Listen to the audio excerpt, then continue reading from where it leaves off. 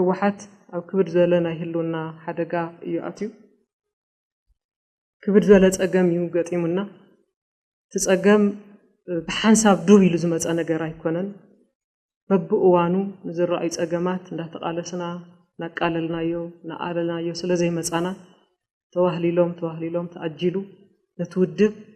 ኣብ ኣፍ ደገ ምፍራስ ዳርጋ ተበፅሕ ዝተገበረሉ ዝተገደደሉ ኩነታት ይበፅሑ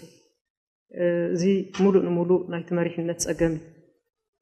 ውድብ ሕወሓት ኣብ ዝተፈላለዩ እዋናት ኣብ ታሪኹ በብምዕራፉ ተፈላለዩ ፀገማት የጓንፍዎ ከምዚ ዝመሰለ ፀገማት ምርኣይ ኣብ ቃልሲ ዘሎ ውድብ ስለ ዝኾነ እቲ መንገዲ ልሙፅ ኣይኮነን ኩሉ ግዜ ኣብ ቃልሲ ዘሎ ፖለቲካ ፓርቲ ተፈላለዩ ፀገማት ይገጥምዎ እዮም ከምኡ ዝበለ ፀገም ዘይገጥሞ ተዝኸውን ነይሩ ቃልሲ እውን ኣይምተባህለ